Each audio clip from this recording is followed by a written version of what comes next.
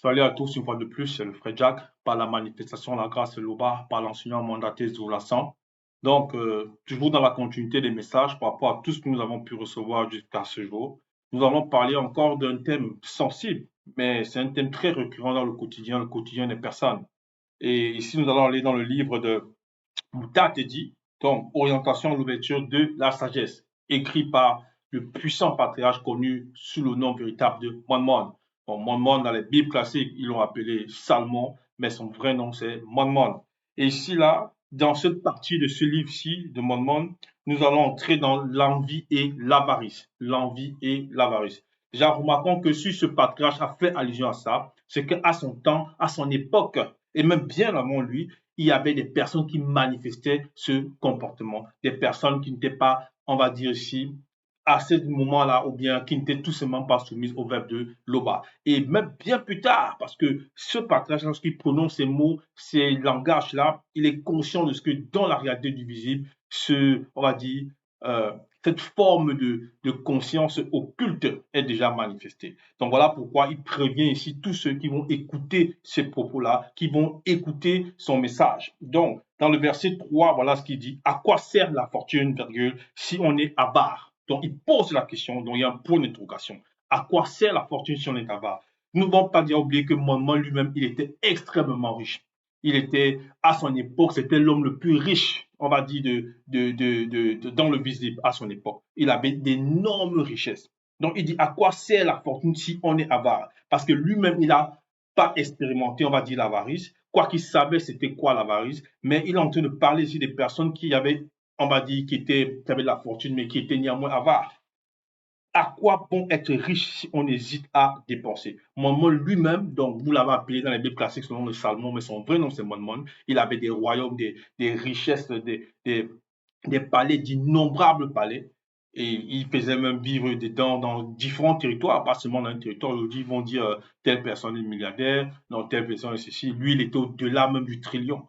S'il faut dire trillionnaire, ainsi de suite, un trilliard, bon, il était au-delà de ça. Donc plus de 1000 milliards même de ce que vous appelez aujourd'hui les dollars. Il était au-delà de cette chose. Et c'était pas la grâce, c'était qu'il a reçu cela par Mutatedi, donc l'entité qui guide et intronise les initiés. Toujours truc ici, là, lui, voilà son propos, il dit si on hésite à dépenser, à quoi bon être riche si on hésite à dépenser? Parce qu'il y a des personnes qui sont, ils vont se dire aujourd'hui, ils sont peut-être riches, mais on verra, ils vont vivre dans des maisons très, très, très modestes, soi-disant. Il va dire non, c'est l'humilité, alors qu'en réalité, c'est parce qu'ils sont avares. Ils ne veulent pas dépenser ce dont ils ont pu acquérir. Donc, c'est une forme de conscience. Ces personnes-là sont attachées à l'argent. Donc, ils sont, après avoir couru, c'est-à-dire pour avoir cet argent-là, on va dire comme ça, ils sont attachés néanmoins encore par une autre forme de démon. Donc, ils vont se mettre à idolâtrer l'argent et ils ne vont plus dépenser. Ils vont dire non, non, non, si je dépense ça, mais attends, j'ai travaillé, il faut que je garde ça pour moi. Même les enfants sont là, ils ne vont pas les mettre à l'aise, ils ne vont pas mettre de femmes à l'aise, ils ne vont pas aller faire des sorties sur la chose, ils ne vont pas peut-être acheter une belle maison ou bien voilà, faire des voyages. Non, ils vont dire on reste ici, mon argent doit rester là tous les jours, il faut qu'il compte comme dans on va dire la bande dessinée Picsou et il saute. Pour ceux qui connaissent peut-être, il saute dans son coffre-fort, il compte ses pièces l'une après l'autre. Et lorsque les gens, les membres de sa famille viennent le voir, quoique il peut les aider s'il souhaite, il va te dire non, j'ai pas grand-chose, j'ai pas grand-chose. Donc c'est un peu ça, les personnes qui manifestent l'avarice. Ici, dans le verset 4, il dit, celui qui amasse en se privant lui-même amasse pour autrui avec ses biens, d'autres vivront dans le luxe. Point. Oui. Celui qui amasse en se privant lui-même amasse pour autrui. Pourquoi il dit cela? C'est parce que celui qui amasse là en se privant, il n'a pas confiance. Il n'a pas confiance en ce déjà comment il a pu recevoir cet argent d'un côté. Voilà pourquoi tout ce qu'il va prendre là, s'il a pris même par le vol, par le mensonge, le meurtre, ainsi de suite, d'autres ils vont escroquer des gens, ils vont se construire des grandes villas. On en connaît un peu partout dans le monde. Quand je dis on en connaît, c'est-à-dire il y a des personnes qui agissent ainsi, ils vont escorter les autres, ils vont prendre leurs biens, ainsi de suite, ils vont dire non, eux, non, ils sont riches, tout ça. Et maintenant, ils auront peur de dépenser. Ils vont aller jeter ça dans les comptes en banque un peu partout. Ils vont appeler ça les paradis fiscaux, entre guillemets. Bon, c'est quoi déjà un paradis? Mais toujours dit qu'ils vont mettre cet argent un peu partout parce qu'ils ont peur qu'on puisse déjà les dénoncer. Donc, ils ne vont pas dépenser, ils vont rester là, ils vont rester attendre. Il est content, il dit non, j'ai 1 milliard en banque, j'ai 1 milliard stocké quelque part. Et si on dit celui qui amasse en se privant lui-même amasse pour autrui. Oui, parce que toujours de cet exemple-là, celui-là demain, il va se faire néanmoins avoir. Il va se faire avoir. On en a vu, il y en a plusieurs. Là même à Wassé, c'est-à-dire là, vous appelez ça Afrique aujourd'hui, qui ont détourné des sommes, ils ont détourné des milliards dans différents pays. Et plus tard, le gouvernement a réussi à récupérer cela. Ils ont saisi leurs biens et leurs enfants n'ont même pas pu jouir de ça. Et même si après, même certains même ont pu néanmoins mettre quelque part les enfants, lorsqu'ils vont jouir de ces biens, qu'est-ce qu'ils vont faire? Ils vont pas investir. Ils vont dilapider cette fortune. C'est ça qu'on dit ici, celui qui amasse en se privant lui-même amasse pour autrui, avec ses biens, d'autres vivons dans le luxe. Parce que moment, lui, il avait de l'argent, il avait des richesses, mais il avait une sagesse incroyable. Il était soumis au verbe de Loba, parce qu'il avait confiance, parce que c'est le verbe qui lui a donné cette fortune-là. On va voir un peu plus en profondeur plus tard si Loba le permet. Donc, dans le verset 5, il est dit ici, celui qui est dur pour lui-même, pour qui serait-il bon? Point d'interrogation. Oui, parce que si cet homme-là, il est dur pour lui-même, il traite durement, on va dire, durement, pas dans le sens de se sanctifier, pas dans le sens euh, de, de, de laisser le bête extirper sa mauvaise nature, non. C'est durement dans le sens, il va marcher pour certains. Il y en a qui marchent même carrément avec les mêmes vêtements, peut-être une semaine, alors ils ont de l'argent, ils vont faire des choses qui sont incroyables, même pour quelqu'un qui normalement est censé avoir peut-être des garde-robes, ainsi de suite. Voilà. Et on nous dit ici, s'il ne fait pas ça, s'il ne fait pas déjà ça pour lui, mais ce n'est pas pour sa famille, ce n'est pas pour ses collègues, ou bien ouais, pour, on va dire, collègues, pour sa connaissance, les gens qu'il connaît, ainsi de suite, qu'il fera. Et on dit ici, il ne jouera pas de ses trésors, il ne jouera pas de cela parce que il va se laisser morfondre parce qu'il est endoctriné, il est ensorcelé, il est attaché par ces démons de la richesse du visible qui l'ont saisi. Donc, ils l'ont saisi. Donc, il est là, on va dire comment, la conscience courbée. Donc, il est complètement assouvi à ces démons-là. Il est en adoration dans le plan spirituel, dans son esprit en adoration par ces démons. Et ça se manifeste dans le corps, dans le plan visible, par son corps physique. Et maintenant, même, même ces enfants, peut-être lorsque ces personnes même quittent le visible, ils vont se disputer les richesses, ils vont combattre parce que lui-même déjà ne s'étant pas laissé initier par le verbe de Loba, parce que lorsque le verbe de Loba te donne de quelque chose, du moins les moyens de l'argent, on verra ça plus tard. Donc lui-même, il ne va pas initier ses propres enfants, cet homme. Et sa richesse qu'il va laisser là, ils vont dilapider, il y aura des qui vont vivre, ils vont, comme ils disent, ils vont entre guillemets, ça c'est un terme qu'ils utilisent parfois, ouais, ils vont vivre la vie. Certains vont dire ça, ils vont dépenser, aller dans les discothèques, certains vont voir des femmes, des multiples femmes, ils vont dilapider cette fortune-là. Et après, en quelques années, peut-être que lui l'a pris, on va dire, du temps à bâtir, ou peut-être pas si c'était quelqu'un qui volait, ainsi de suite, qui détournait des fonds. Voilà, déjà, c'est pas bon de manifester tout ça. Le vol, le détourner, ainsi de suite, anarchie, c'est très mauvais. Ce n'est pas ce que le verbe de Loba recommande. Donc, cette personne-là, en plus du fait qu'il n'a pas pu déjà lui-même se mettre à l'aise, on va dire comme ça, ses enfants vont, ou bien que ce soit des proches, c'est certains à qui peut-être il aurait pu, entre guillemets, léguer même cette fortune, soi-disant, ils vont dilapider cela. C'est en cela qu'on dit, parce que lorsqu'on dit ici, il ne jouera pas de ces trésors, parce qu'il est appelé aussi à quitter le visible. Donc, il va s'enfermer dans sa conscience de non, je ne peux pas dépenser, je dois toujours tout garder, je dois tout vérifier, je dois voir ça. Et lorsqu'il quitte le visible, ben, est-ce que lorsqu'on va l'enterrer, parce qu'il y en a certains qui font comme ça, ils vont dire tiens, le jour qu'on m'enterre, il faut qu'on m'achète un cercueil de, bon, on m'a peut-être dit euh, dans la monnaie peut-être locale, si c'est peut-être Awase, ils vont parler peut-être du franc CFA. Bon, dans une grande partie, on n'utilise pas le CFA un peu partout là-bas, mais dans un grand nombre de pays là-bas. Et si c'est dans d'autres pays, ils vont tout dire non, je veux mon cercueil soit comme ceci. D'autres vont dire je veux un cercueil en or. S'ils sont plus fortunés. Mais est-ce que cet or-là, il va l'amener de l'autre côté? Pourquoi il ne dit pas prenez aussi ma richesse, prenez mon palais, prenez on va dire, prenez mon château, 15 pièces, ainsi de suite, vous mettez dans le cercueil pour m'amener, pour m'enterrer avec? Non, il ne pourra pas. Donc, ça veut dire que dès qu'il ferme les yeux, bam, c'est terminé. C'est terminé. Verset 6, on nous dit ici, il n'y a pas pire que celui qui se maltraite soi-même, virgule, c'est là la rançon de sa méchanceté, point.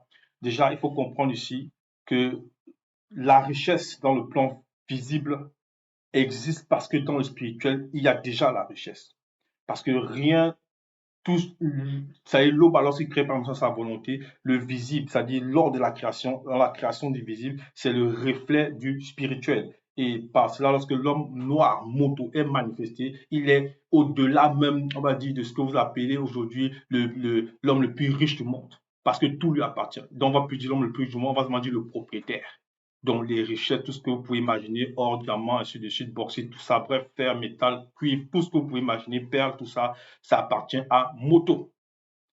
Donc, et lorsqu'on nous dit ici, c'est, il n'y a pas pire, il n'y a pas pire que celui qui se maltraite soi-même, c'est là la rançon de sa méchanceté. Oui, parce que le fait de se maltraiter ici, il faut comprendre qu'il faut déjà écouter la parole de l'Oba. Donc, tout ne s'arrête pas, ça ne commence pas dans le visible, ça commence dans le spirituel. Donc, lorsque tu écoutes le verbe, tu vas d'abord t'enrichir spirituellement par ton esprit. Et une fois que tu t'enrichis par ton esprit, c'est-à-dire ton esprit, il s'alimente. Et lorsqu'il s'alimente, à travers ton esprit, tu as aussi l'âme qui s'alimente. Il prend plaisir. Et de la même façon, il va te, c'est-à-dire le verbe t'enseigne comment peut-être travailler, comment peut-être te procurer de l'argent, comment peut-être investir, comment peut-être multiplier, si tu veux, ton argent. On prend encore l'exemple de Moine. Il a demandé à Moutatedi, c'est-à-dire l'entité qui guide tous les initiés. Bon, dans les fautes bibliques classiques, ils l'ont appelé sur le nom de. Ils l'ont appelé sur l'éternel, mais on sait que ça, c'est des faux noms. Donc, Moutatedi, l'entité, il a demandé à Moine, qu'est-ce que tu veux? Tu veux quoi? Et Moine, il n'a pas dit non, je veux 12 châteaux, je veux 25 châteaux, tout ça. Donc, il n'a pas été là un peu cupide, non. Il n'a pas été cupide. Il a dit, quoique moi-même, c'est le fils d'un roi, le roi Tondor, de son vrai nom. Bon, dans les Bibles classiques, ils l'ont appelé David, mais son vrai nom, c'est Tondor. Donc, moi lui-même, c'était déjà un prince. Donc, il ne manquait de rien. Mais il avait la sagesse, l'intelligence pour dire, Amouta te dit que vraiment, si tu me l'accordes, je préférerais avoir la sagesse et l'intelligence pour guider le peuple. Le peuple. Dans le peuple de Loba. Donc, il a demandé plutôt cela. Donc, c'était déjà une richesse extraordinaire. Donc, il a demandé qu'on rende son esprit encore plus riche. Voilà comment cela a commencé. Donc, il faut d'abord aller dans le sens spirituel. Voilà qu'on a pris l'exemple tantôt de ceux qui vont voler, braquer, tout ça. Ils vont dire qu'ils sont riches, mais ils ne vont rien faire cet argent. Beaucoup le disent, mais vous le voyez. Vous n'avez pas besoin que, voilà, on vous fasse des dessins. Vous voyez que là, il y en a qui peut-être, c'est-à-dire, lorsqu'ils vont prendre cet argent illicitement, ils feront presque pas grand-chose avec. Ils feront pas presque grand-chose avec. Maintenant, ça ne veut pas dire que dès que quelqu'un est riche, ça veut dire qu'il est sorcier, il est entré dans une loge, ainsi de suite, comme beaucoup pensent souvent à Wassé. Ce n'est pas toujours le cas, parce qu'il y a aussi des jaloux, et on va le voir aussi, donc des gens méchants qui envient les autres, et ils vont commencer à dire, tiens, non, celui-là, il est riche parce que, en fait, il est dans une loge. Non, elle, là, elle est riche.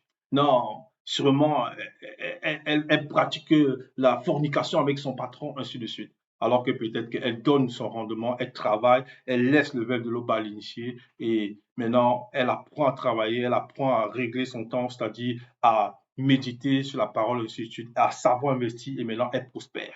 Voilà. Donc ici, même s'il fait le bien, verset 7, il le fait par mégarde et finit par révéler sa méchanceté. Donc ici, cette personne-là, parfois, il va dire à quelqu'un, tiens, non, je peux t'aider, mais c'est parce que on dit bien, il le fait par mégarde. Il le fait par mégarde et finit par révéler sa méchanceté. Pourquoi il le fait par mégarde? Il le fait par mégarde justement parce que il n'est pas, c'est pas son habitude, c'est pas sa nature. C'est pas sa nature. C'est le fait qu'il soit riche là, il a peut-être aidé quelqu'un comme ça, mais c'est pas sa nature. Certains même c'est par orgueil qu'ils vont le faire. Ils vont dire, tenez, regardez, euh, ils vont dire, tenez, regardez, j'ai fait un don à tel orphelinat de 2 millions d'euros, de ceci, cela. Il appelle toutes les chaînes de télévision. Voilà. Donc, il va dire, tiens, il faut qu'on me voie, il faut qu'on fasse ceci. Il a néanmoins fait un geste qui aide des personnes, mais ce n'est pas selon sa nature. Ce n'est pas selon sa nature. Et finit par révéler sa méchanceté. Donc, plus tard, lorsque peut-être l'orphelinat va peut-être, il y aura peut-être un enfant qui va peut-être sortir de cet orphelinat-là, et peut-être l'enfant veut peut-être prospérer dans tel ou tel domaine. Cet homme va dire, tiens, mais si tu as pu percer là-bas, c'est parce que j'avais fait un don à ton orphelinat. Donc voilà, c'est moi le boss, c'est moi. Donc, il montre son arrogance, il montre sa méchanceté. Ce sont des exemples. Alors que normalement, celui qui est soumis au verbe de l'Oba, si tu laisses le verbe t'initier, donc le verbe t'a t'enseigner, va te donner la richesse qui ne tarit pas, donc l'enseignement véritable, la soumission au verbe de Loba. Tu pourras aussi investir naturellement dans le plan physique, parce que tout appartient à tes têtes. Donc, il ne faut pas avoir peur d'investir si tu es soumis au verbe de Loba. Mais c'est le verbe qui t'initie pour cela. Et on va le voir ici. On va aller dans toujours le livre de Moutatedi, donc toujours lui, dans le chapitre 11. Moutatedi, chapitre 11. On va lire à partir du verset 19. Voilà ce qu'il est dit. Ne te laisse pas impressionner par les succès des méchants. Point. Ne te laisse pas impressionner par les succès des méchants. Ça veut dire quoi? On dit les succès parce qu'il y a des méchants. Il y a plusieurs méchants dans le visible, sur la terre, comme tu veux, et qui font n'importe quoi. Tu vas dire, waouh, mais comment ils font? Il est méchant comme ça, mais il est néanmoins riche. Elle est méchante comme ça, mais elle est néanmoins riche. Et pourtant, ils font tout ça. Mais moi, j'ai pas de moyens. Et pourtant, eux, ils font le mal et ils sont riches. Le verbe dit ici, ne te laisse pas impressionner par les succès des méchants. Parce que c'est des gens qui souffrent dans la réalité, dans leur mental. Il y en a qui ils pratiquent des abominations. Il y en a qui vont même, pour certains, vont aller dans l'extrême. Ils vont pratiquer ce qu'ils appellent les crimes mutuels. Ils vont tuer des personnes, faire vendre même des enfants, ainsi de suite, pratiquer encore l'esclavage à cette époque-ci, donc le corps des jeunes filles, ainsi de suite. Et ils vont se construire des châteaux, des trucs comme ça. Tu vas dire, waouh, mais comment il progresse? Alors que lui, la nuit, ne dort pas. Il ne dort pas parce que sa conscience, néanmoins, lui dit non, mon frère, ou bien, bon, pardon, mon frère, pas ça, mais toi là, ce que tu viens de faire, c'est extrême. Tu paieras pour cela. Donc sa conscience lui dit, il ne dort pas. Il ne dort pas. Et toi, on nous dit ici, ne te laisse impressionner par le succès des méchants. Point. Maintenant, écoutons ce qui va être la suite. Fais confiance au verbe de Loba et sois persévérant dans la tâche que tu as à remplir. Ça veut dire que si tu veux accomplir une tâche, si tu veux travailler, si tu veux plutôt prospérer selon le verbe dans le plan physique, le verbe t'initie en étant soumis au verbe de Loba, ce qu'il faut faire, ce qu'il ne faut pas faire. Les recommandations, tu les mets en pratique et tu verras maintenant peut-être dans quel débouché tu peux avoir plus de revenus pour pouvoir investir, dans le sens peut-être tu fais une belle maison, ta famille est à l'aise, tu assistes aux conférences, tu viens aux réunions, ainsi de suite, et tu peux participer aussi, donc c'est-à-dire à l'aide, puisque selon la loi, il y a aussi ce qu'on appelle la participation pour assister le mandaté selon le verbe. Donc ça c'est une loi, ça c'est une loi. Et maintenant là, on te dit ici dans la suite, sois persévérant dans la tâche que tu as à remplir. Donc, il faut persévérer. Il faut percer le mystère pour voir selon la vérité. Et le verbe t'initie dans cette richesse d'abord spirituelle. Et lorsque tu pratiques aussi dans le visible, donc tu t'appliques à ta tâche dans le visible, on nous dit ici dans la suite, car le verbe de l'Oba n'enrichit pas celui connu qui était pauvre sans l'avoir préparé à devenir tout à coup riche. Point. Ça veut dire quoi? Ça veut dire que si tu aspires à devenir riche et que pour l'instant tu n'as pas assez de moyens, tu dis non, je suis pauvre, tout ça, persévère dans ta tâche.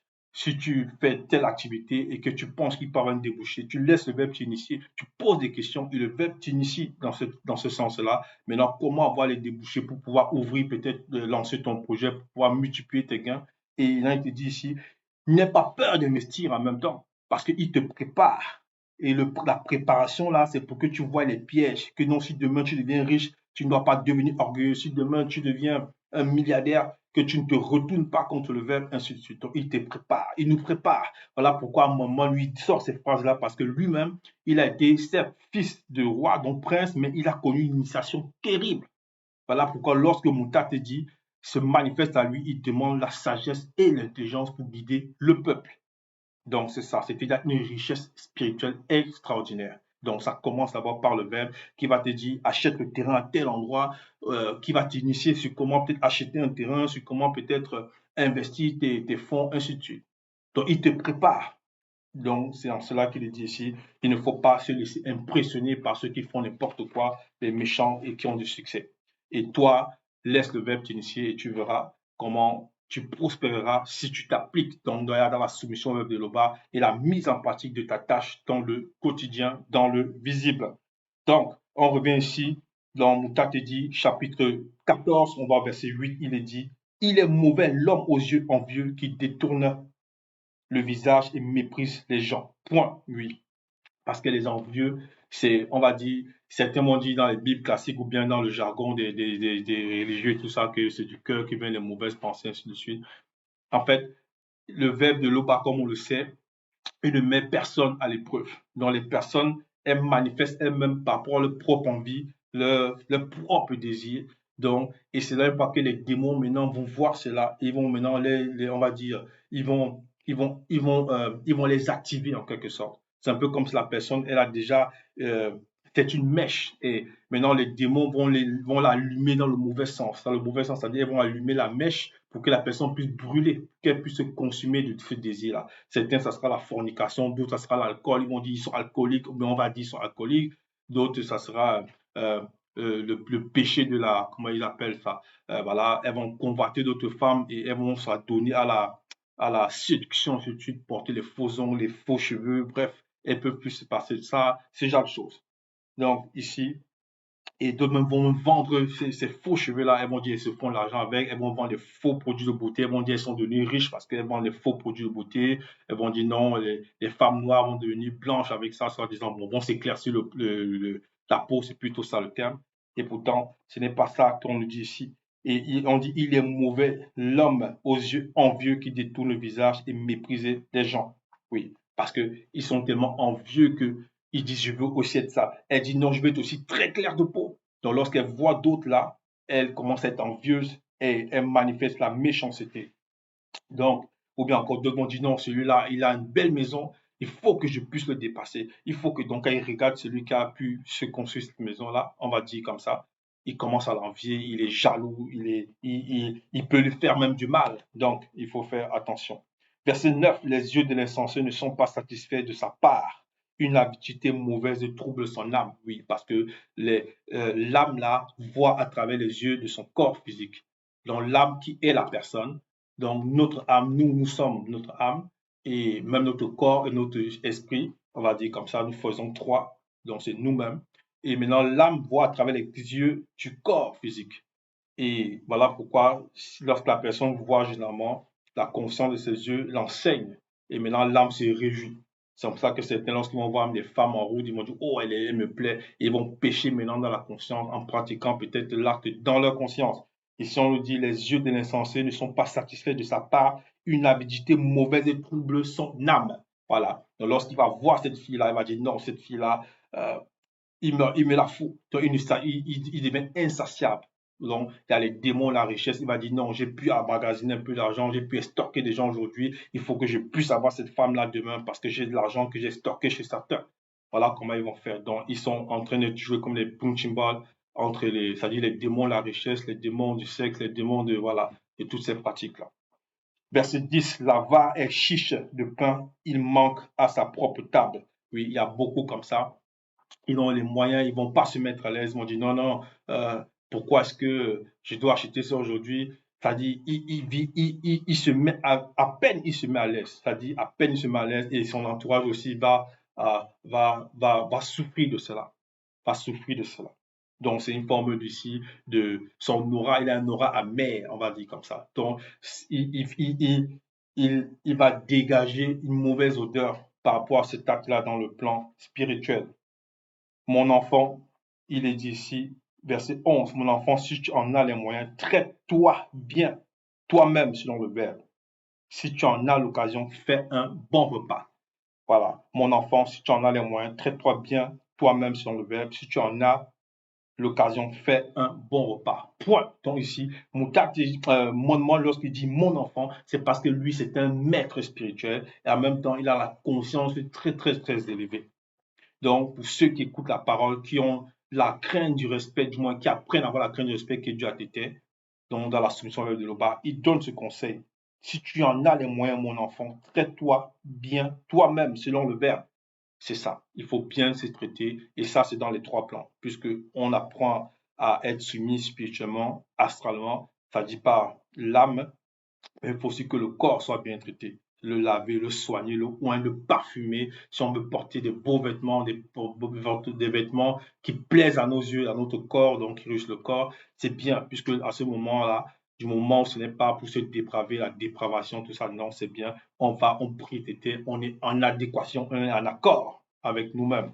On va voir ici dans Moutat 13, verset 24, voilà ce qu'il dit. La richesse est une bonne chose si elle n'est pas mal acquise. Donc, on comprend pourquoi, tantôt au début, on disait il y en a qui vont acquérir l'argent de façon illicite, qui vont devenir riches en ayant tué, en ayant violé, bref, en ayant braqué. Et eux, ils sont constamment aux aguets, constamment en train de dire non, si je dépense, on va me retrouver, si je dépense un peu. Donc, il y a aussi cette forme d'avarice là qui est due au péché que la personne manifeste. Mais on a vu que si le verbe de l'aube attire ici à être riche, il te dit ici, il nous dit ici, la richesse est une bonne chose. Donc, lorsque les faux, on va dire, prédicateurs ou bien ceux que vous avez appelés dans les temps là, ils ont appelé comment là, les religieux, ainsi de suite, comme on les appelle, ils venaient dire aux gens à Ouaché dans les temps, ils disent non, celui qui est pauvre entre dans le royaume des cieux, mais si tu es riche, tu vas être condamné, ce genre de choses. Donc ça, c'est du n'importe quoi. Parce que le verbe de l'Oba dit ici, la richesse est une bonne chose. C'est bon d'être riche parce que la richesse vient déjà du spirituel. Si elle n'est pas mal acquise, donc il y a la précision, il y a la condition, ça va être selon la vérité pour devenir riche. Mais il n'y a rien de bon dans la pauvreté si l'on en tire orgueil. Point. Donc on revient ici, Moutat dit 14, verset 12, n'oublie pas, le moment où tu quitteras le visible sera bientôt là, et tu ne sais pas le jour fixé.